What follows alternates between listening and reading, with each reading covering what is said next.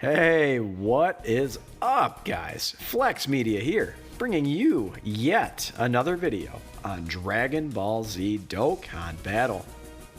And just like every other weekend, I really do enjoy running Super Battle Roads on the weekend because for whatever reason, they're not available during the week, except for, quote, big celebrations. So I really don't understand. It's like the whole point of the game, I mean, yes, is to have fun, right? And to, but really Bandai, they want you to summon, spend money on the game. When you're summoning for units and banners are constantly up, why wouldn't you want to test them out in Super Battle Road right away? I mean, that's just my question. So I don't really understand this point of having SBR only open on the weekends. I think that needs to be amended moving forward. This is my favorite mode to run. It really presents a good challenge, and honestly, it is the best showcase of units. So what are we doing here? So obviously we are in the Potara stage, and this is a no item run, as you saw by the intro of the video. And right there, so Candy Vegito, he did take one attack. Now, obviously, you want him to be able to dodge all attacks, right? I mean, that is the whole point of bringing him. Truthfully, there's no other point.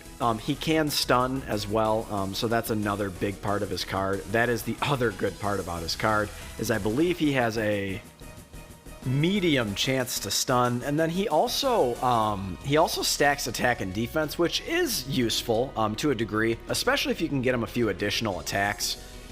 He's not ever going to tank for like double digits unless you're running like the Legendary Goku event and you get very lucky with the additionals and such, but in Super Battle Road, you're not going to be able to get his defense high enough to where he's going to tank, great, right? So the whole thing about him is his card is really reliant on his chance to dodge. So he's got the great chance to dodge. So much like UI Goku, so he's got that 70% chance. So that is obviously really clutch in something like a no item run, right? Not getting hit at all is the best medicine for sure.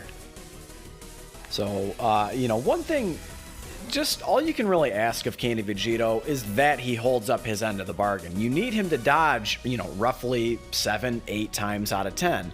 And really, you need him to dodge the super attacks. You saw in this first fight, we were able to dodge a super attack by Veku in the very beginning. That's a very good shot from the rainbowed Vegito. 3.13 million. Now, we do have the Supreme Opie of Time on this rotation. And I think she had her big support type passive active where she gives that additional attack and defense and critical chance at 12%. That's really solid, especially for like an int unit. So if you're trying to run this stage with no dupes in your int Vegito, which is certainly possible, right? Unless you're constantly summoning on banners that have them on it, which realistically you should be, right? Essentially they're on every anniversary banner. So, I mean, obviously everyone's summoning on the anniversary, but obviously the Supreme Opie of Time, so she's very solid. Again, for a no item run in any stage. Any team you can fit her on, you definitely want to. So Realm of Gods, Potara, for sure. She's going to fit in just on any one of those teams. So specifically what she does that's very helpful in Super Battle Road is she seals super attack, which a lot of units on the Potara team don't seal. Pretty much the only two sealers on Potara we have on this team in Zamasu and Gowasu, and then the Supreme Opie of Time. So she's also massively raising her defense on super attack. She's a unit, so a lot of the Dragon Ball Heroes units, they have very low stats, relative to like, Dokkan Fest exclusives. They have roughly like banner unit type statistics. So, their attack and their defense and their HP, it's not going to be exceptionally high until we get a Dokkan Fest or an LR for the Dragon Ball Heroes units. Just kind of is what it is, right? But what she does do is massively raises her defense. So if you have any amount of dupes into her, she's going to be much more effective. I sort of ran her here out of pure necessity, right? I mean, I needed another sealer or stunner on the team, and this was it. She was it. I just found that, she's going to be the best option. And what we end up doing for the majority of the fight, it actually works out quite nicely.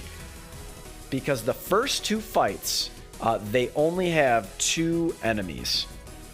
So this means if we can get the Supreme Opie of Time and Zamasu and Gowasu on the same rotation, we can then have the 2 best boys, which we'll talk about here in a second, on the next rotation. So Supreme Kai of Time and Zamasu and Gowasu specifically, they share Cold Judgment, which I really, really liked. So they're not going to share... What else are they going to share? So they won't share Fierce Battle, but they do share Godly Power. So at least they're getting a little bit of attack there. So for someone like, they're both not meant to really hit that hard unless you're up against an extreme class enemy. Then Zamasu and Gowasu, they can hit fairly hard. They get an additional 100% if they, and 5 ki, I think, when they're up against an extreme class enemy. There you see the very, very clutch dodge, and then here's the seal. So, but back to this rotation, they share Cold Judgment and Godly Power, and they both seal. Now, when we seal both of these boys, very, very nice dodge. Again, that was very clutch. Both of those dodges were quite clutch, and for no item runs, you need stuff like that to happen.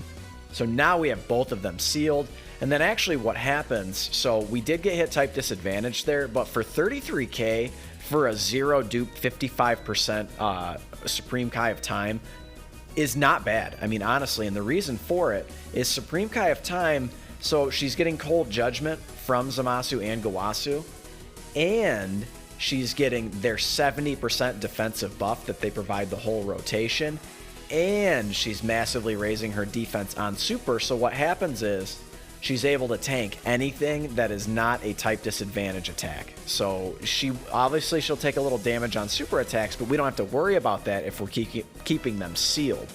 So now what happens is we have AGL Super Vegito, who will tank all normal damage. This is where he's going to be very, very effective, is when you can guarantee that he is not going to get super attacked. And then we also have Fizz Vegito Blue, who is just insane, right? Fizz Vegito Blue is the best EZA unit in the entire game.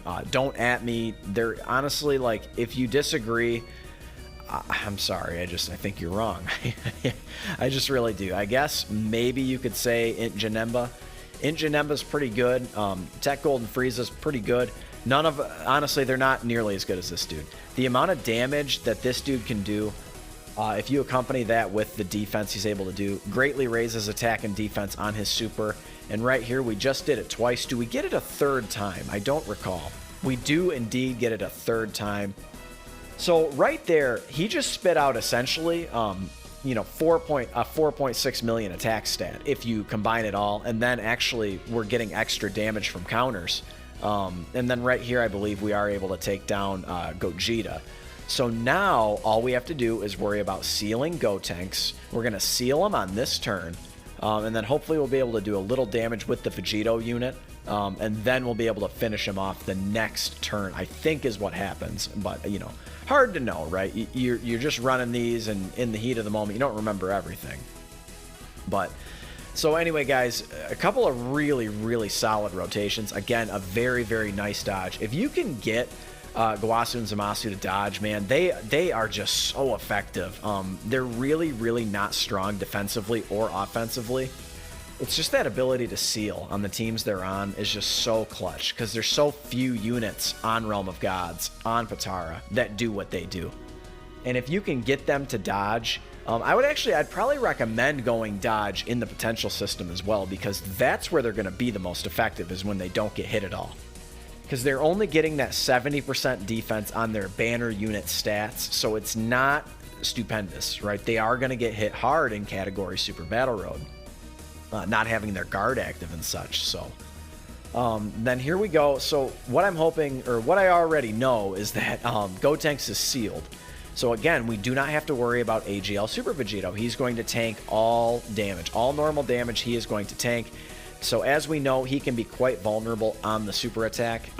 It just is what it is, right? It's one of the things about his card that was just really a head scratcher. Like, why would you... Okay, nice additional, by the way. Why would you give him attack and defense after getting hit? The whole thing... So why he needed his EZA so badly was because he got hit so hard on super attacks. To be honest, you know, I forget who brought it up first. It might have been Garesh or Truth. I do forget, but it's like you start feeling the obligation to EZA these units. And honestly, AGL Super Vegito, he didn't really need one. I mean, he did and he didn't. He was still effective in the difficult modes in Super Battle Road, in Legendary Goku, unless he got super attacked. And what you did with his EZA is you still made him vulnerable to super attacks. Now, the one thing they did to try to kind of make up for his, you know, defensive deficiencies on super is they said, okay, we'll give him a scouter ability so you can potentially avoid the super attack. Oh my God, that's amazing. Are you serious? And then it's like, but you have to be 40% or below. And it's like, oh, dude, like getting below 40%. I mean, like, you guys know how hard it is to get Int Cell's transformation. It's almost equally as hard to get his scouter ability active. I do believe we get to see it. The other thing about this is we have everyone sealed the whole entire time. So like this turn, we're going to seal up this SS4 Gogeta. And it's not even really going to come into play because when his scouter effect is active in this particular run, it doesn't matter because he's not getting supered ever, you know, because the opponent is sealed. So the whole design of his card, I just am not a fan of. I do like that he gives a support type, you know, attack buff on his super attack. You know, I'm glad they increased it to 35%. He does the most. So like you have, you know, STR Rose, he gives 30% to, I think, extreme class allies on his super attack. There's not, I mean, there are a few units, but there's not anyone that gives 35%. So that is significant. And of course, if you can get him, if you can get him in his best situation, he's good to go. He is absolutely good to go. So I'm deciding here on how, you know, if I can get lucky where the orbs fall, and indeed I do. And I think I was trying to stall the Dokkan attack to get it with Fizz Vegito Blue. Because as I've mentioned before, my AGL Vegito is not spec'd correctly. It just is what it is. I'm just going to leave it for now unless I pull 1,000 copies of him in the future. Because I can't rely on him to get a crit very well. So against a tech opponent, he's not going to do enough damage on the Dokkan attack, and he doesn't have, you know, supremely high you know, attacks anyway, right? That's not the design of his card. His design is to do a lot of damage on counters, in which we get 0 crits on counters, unfortunately. Just it happens that way sometimes. We get a crit there, but it doesn't matter. So I ended up saving the Dokkan attack for Fizz Vegito Blue because in this particular situation, I did not want to break up my rotations.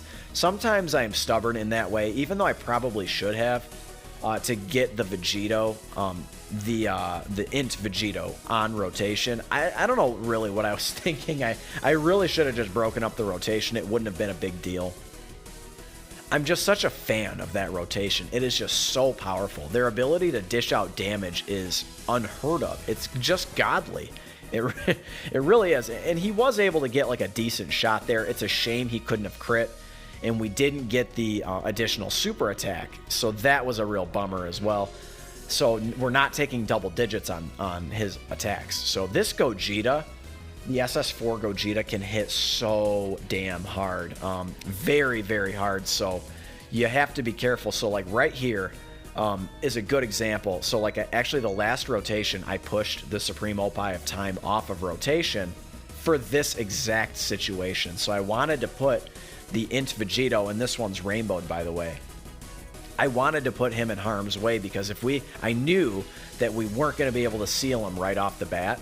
So I'm able to get that guard ability active, and we're able to get a decent attack stat, a decent shot on the Gogeta as well, along with taking minimal damage. Because obviously, if Gowasu and Zamasu take that, they're taking well over 200k, probably results in our death. And in a no item run, you're not relying on items, so I just didn't see any point in keeping them both on rotation, the Supreme Opie and Gowasu and Zamasu.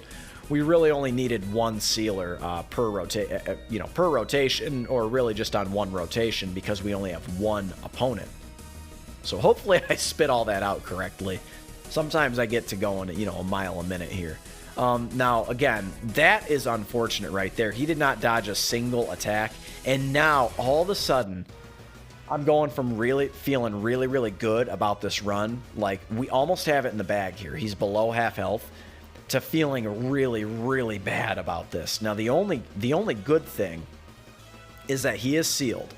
And we are going to be able to seal him here. But what I have to do is now I have to break up this rotation. Otherwise, we for sure will die. I know that the Supreme Opie of Time, she's going to be taking, roughly...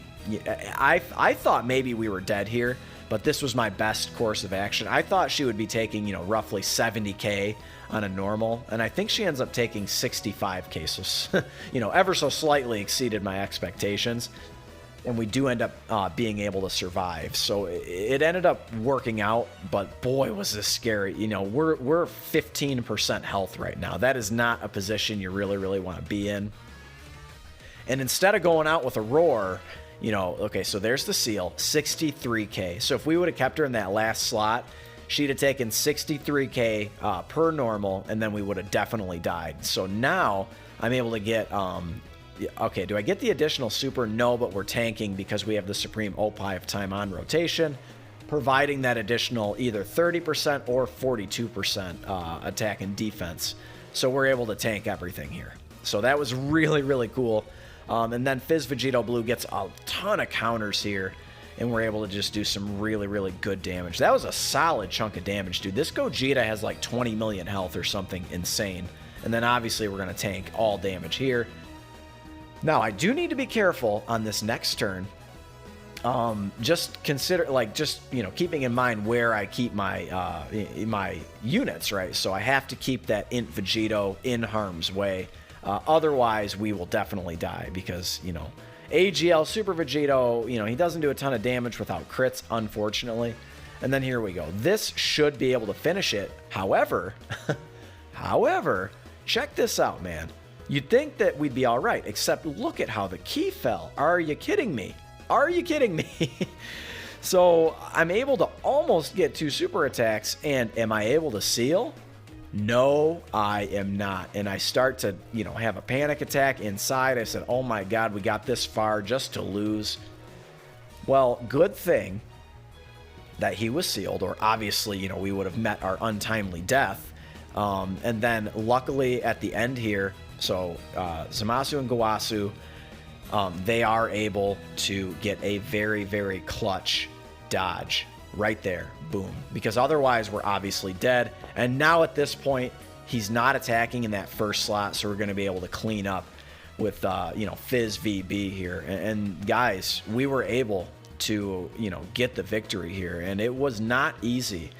And like I said before, we definitely went out with a whimper, and we went out like a lamb and not a lion, unfortunately. So we go out with a whimper. I can't believe that took 2 super attacks to freaking kill him, dude. He's got so much health, it's ridiculous. But that is the run, guys. We were able to get it done with no items. If you're still watching this far, big shout out to DBZ Blaze. He posted his no item run before me. He posted his earlier today. So go give him a follow, slap a like on the video, and I'll catch you in the next one. Later.